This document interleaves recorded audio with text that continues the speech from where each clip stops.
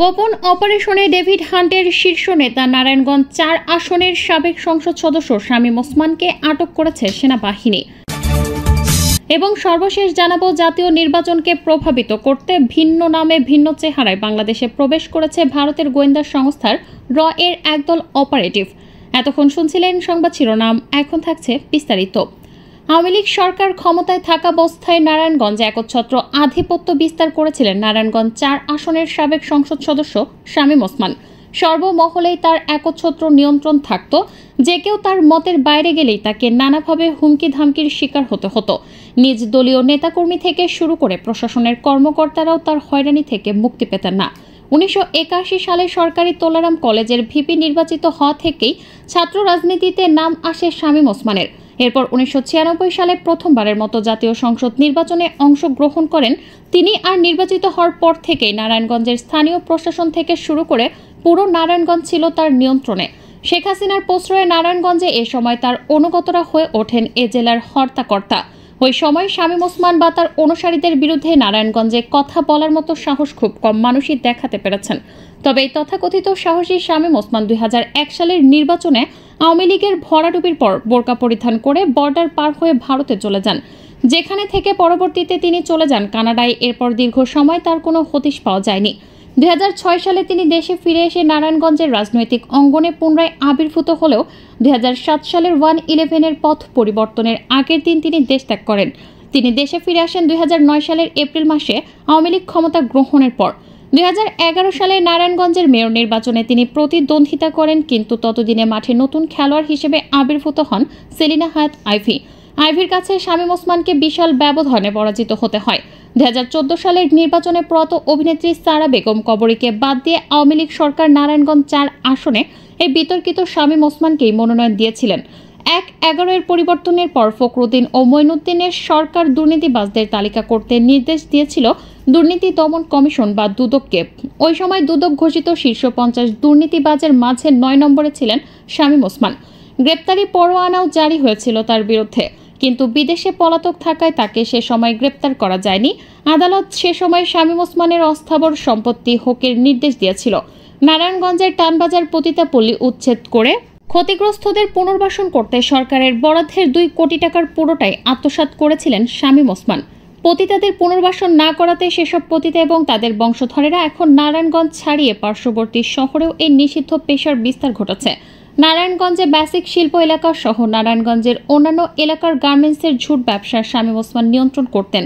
নারায়ণগঞ্জের শীতলক্ষা ও বুড়িগঙ্গা নদীর বিভিন্ন ঘাট থেকে জাহাজের তেল চুরির সিন্ডিকেট তার অনুগত বাহিনী নিয়ন্ত্রণ করত।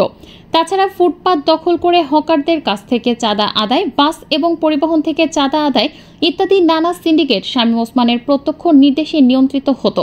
শামীম ওসমানের কোম্পানির IGW লাইসেন্স বাতিল, এই সংবাদটির দিকে এবার আপনাদের দৃষ্টি দেওয়াতে চাই। ২০১৪ সালে অবৈধ VOIP ব্যবসায় শামীম ওসমানের জড়িত থাকার প্রমাণ পাওয়া গিয়েছিল। ওই সময় মন্ত্রিসভার একটি বৈঠকে শামীম ওসমানের বিরুদ্ধে অবৈধ VIP ব্যবসায় জড়িত থাকার অভিযোগ তোলেন তৎকালীন টেলিযোগাযোগ ও প্রযুক্তি মন্ত্রী আব্দুল লতিফ সিদ্দিকী। জানা যায়, শামীম ওসমানের স্ত্রী লিপি ওসমান ও ছেলে অয়ন ওসমানের নামে থাকা দুটি কোম্পানির ইন্টারন্যাশনাল গেটওয়ে বা IGW লাইসেন্স বাতিল করে দেয় BTRC। শামীম ওসমানের মালিকানাধীন কে টেলিকমিউনিকেশনসের কাছে BTRCর বকেয়া ছিল ৭৮ কোটি ২০ লাখ টাকা। ওই টাকা শামীম ওসমান পরিশোধ করেননি। শুধু তাই নয়, ২০১৪ সালের ৫ জানুয়ারির বিনা ভোটের নির্বাচনের পর MP হিসেবে শামীম ওসমান আওয়ামী লীগের রাজনীতির এক গুরুত্বপূর্ণ খেলোয়াড়ে বা শেখ হাসিনার লাঠিয়ালে পরিণত হয়ে পড়েন। শুধু তাই নয়, ২০১৪ সালের ৫ জানুয়ারির বিনা ভোটের নির্বাচনের পর MP হিসেবে শামীম ওসমান আওয়ামী লীগের রাজনীতির এক গুরুত্বপূর্ণ খেলোয়াড়ে বা শেখ হাসিনার লাঠিয়ালে পরিণত হয়ে পড়েন। বিরোধী দলকে দমনের পুরস্কার হিসেবে তাই শামীম ওসমানকে অবৈধ সম্পদের দায় থেকে অব্যাহতি দিয়েছিল শেখ হাসিনা। ২০১৪ সালের ১৫ই ডিসেম্বর দুদক এক চিঠির মাধ্যমে শামীম ওসমানকে অব্যাহতির বিষয়টি জানিয়ে দেয়। আলোচিত ত্বকী হত্যা বা 7 মার্ডার কোনোটি থেকেই শামীম ওসমান বা এই কুখ্যাত ওসমান পরিবার নিজেদের নির্দোষ দাবি করতে পারে না। ২০১৩ সালের ৬ মার্চ বিকেলে নারায়ণগঞ্জের বিভিন্ন সামাজিক, সাংস্কৃতিক ও নাগরিক আন্দোলনের নেতা রফিউর রাব্বির ছেলে মেধাবী ছাত্র তানভীর মোহাম্মদ ত্বকী নিখোঁজ হয়। নারায়ণগঞ্জের সন্ত্রাসী ভূমিদস্যু চাঁদাবাজিদের বিরুদ্ধেও বলিষ্ঠ কণ্ঠস্বর রাব্বি। মূলত রাব্বিকে শায়েস্তা করতেই তার মেধাবী সন্তান ত্বকীকে পরিকল্পিত উপায়ে হত্যা করা হয়েছিল। শামীম ওসমানের ভাই নাসিম ওসমানের ছেলে আজমেরী ওসমানের টর্চার সেলে ত্বকীকে নির্মমভাবে হত্যা করা হয়েছিল। জনগণের প্রবল চাপে ত্বকী হত্যার রহস্য উন্মোচনে প্রশাসন নড়েচড়ে বসেছিল। অবশেষে ত্বকী হত্যার অভিযোগে গ্রেপ্তার হন আজমেরী ওসমানের ক্যাডার সুলতান শওকত ভ্রমর। গ্রেপ্তারের পর জবানবন্দিতে ভ্রমর বলেন, আজমেরী ওসমানের টর্চার সেলে 2013 সালের 6 মার্চ রাতে ত্বকীকে নির্মমভাবে হত্যা করা হয়। আজমেরীর নেতৃত্বে হত্যাকাণ্ডে আরও বেশ কিছু ওসমান পরিবারের ভাড়াটে ক্যাডার অংশ নেয়। ত্বকী হত্যা নিয়ে সংবাদ প্রকাশ করায় গত বছর একটি পত্রিকা অফিসে হামলা চালিয়েছিল আজমেরী ওসমানের অনুসারীরা। শামীম ওসমান বা ওসমান পরিবারের বিরুদ্ধে সংবাদ প্রকাশ করাতে নিরাপত্তার ঝুঁকিতে থাকেন সাংবাদিকেরা। তাছাড়া সংবাদ পছন্দ না হলে ওসমান ভাইদের রোষানলে পড়েন সাংবাদিকেরা। এমন ভুরি ভুরি উদাহরণ রয়েছে। দৈনিক সংবাদের নারায়ণগঞ্জের নিজস্ব প্রতিবেদক ছিলেন সাংবাদিক বংশী সাহা। 1998 সালে বংশী সাহাকে চাষারায় জিয়া হলে ডেকে নিয়ে মারধর করেন শামীম ওসমান। 2000 সালে অসুস্থ অবস্থায় মারা যান বংশী সাহা। নারায়ণগঞ্জ প্রেস ক্লাবের ওপর একসময় একচ্ছত্র নিয়ন্ত্রণ প্রতিষ্ঠা করেছিলেন শামীম ওসমান। ওই সময় শামীম ওসমানের স্বার্থবিরোধী সংবাদ প্রকাশের কারণে সাংবাদিক ওয়াহিদুল হক খানের প্রেস ক্লাবের সদস্যপদ বাতিল করা হয়েছিল। সবশেষে বৈষম্য বিরোধী আন্দোলনে অস্ত্র হাতে ছাত্র জনতার ওপর গুলি করতে দেখা গেছে শামীম ওসমানকে। আল জাজিরার অনুসন্ধানী সাংবাদিকের চাঞ্চল্যকর দাবি, ভিন্ন নামে ভিন্ন চেহারায় বাংলাদেশে প্রবেশ করেছে ভারতের গোয়েন্দা সংস্থা রয়ের একদল অপারেটিভ। 27 ফেব্রুয়ারি সাংবাদিক জুলকারনাইন সায়ের সামি নিজের ভেরিফাইড ফেসবুক পোস্টে লিখেছেন, সম্প্রতি এর আরেকটা দল বাংলাদেশে প্রবেশ করেছে। অভিযোগ রয়েছে বাংলাদেশকে অস্থিতিশীল করার নানা ষড়যন্ত্রের সাথে জড়িত ভারতের এই গোয়েন্দা সংস্থাটি বিশেষ করে বিডিআর হত্যাকাণ্ডের মতো স্পর্শকাতর ইস্যুতে অনেক বিশ্লেষকই রয়ের সংশ্লিষ্টতা খুঁজে পান। নির্বাচনের আগে বাংলাদেশে রয়ের একদল অপারেটিভের প্রবেশ কোনো ষড়যন্ত্রের ইঙ্গিত দিচ্ছে। গণঅভ্যুত্থানে ক্ষমতাচ্যুত শেখ হাসিনা ভারতে পালিয়ে যাওয়ার পর থেকেই বাংলাদেশ ভারত সম্পর্ক তলানিতে। শেখ হাসিনাকে ভারতে আশ্রয় দেওয়ার সীমান্ত ইস্যু সহ নানা ঘটনায় বিপরীত মেরুতে ভারত বাংলাদেশ। গেল সপ্তাহে ভারতের সেনাপ্রধান অভিযোগ করেছেন, বাংলাদেশের চিকেন নেক ঘুরে গেছে পাকিস্তানি গোয়েন্দা সংস্থা ISI। এর ঠিক পরপরই আল জাজিরার অনুসন্ধানী সাংবাদিকের রয়ের বাংলাদেশে অনুপ্রবেশের তথ্য তৈরি করবে কি নতুন অস্থিরতা?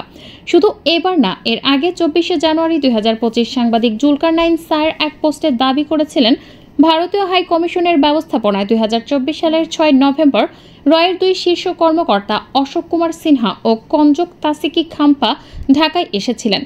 তাদের সফরের উদ্দেশ্য ছিল বাংলাদেশের গোয়েন্দা সংস্থা NSI ও DGFI এর সঙ্গে পূর্বের সম্পর্ক পুনঃস্থাপন করা।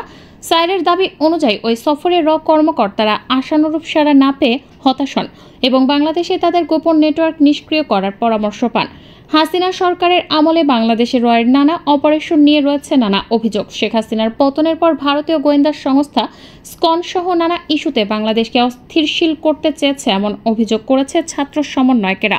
এসব অভিযোগ শুধু কথার কথা নয়। হাসিনা সরকারের সময় বাংলাদেশে যে রয়ের কার্যক্রম বেশ শক্তভাবে ছিল তা রয়ের অনেক অপারেটিভ নিজেরাই স্বীকার করেছেন। ভারতীয় গণমাধ্যমেও এমন কিছু সাক্ষাৎকার ভাইরাল হয়েছে যেখানে এজেন্টরা নিজ মুখে অপারেশনের কথা বলেছেন। রয়ের সাবেক ফিল্ড বস ভূষণের নিজের লেখা ও সাক্ষাৎকারেও এমন ইঙ্গিত পাওয়া যায়। বিশেষ করে পদচ্যুত শেখ হাসিনার সময়ে জঙ্গি দমনের নামে র্যাব বা অন্যদের হাতে গ্রেফতার জঙ্গিরা অনেকেই ছিল রয়ের হাতে বন্দী, যাদের দেখিয়ে কৃতিত্ব নিয়েছে পুলিশ ও র্যাবের সাবেক বস বেনজির ও মনিরুল। তাই এবার যখন নতুন করে রয়ের এজেন্ট বাংলাদেশে আসার তথ্য পাওয়া যাচ্ছে, তখন এর উদ্দেশ্য নিয়েও প্রশ্ন উঠছে।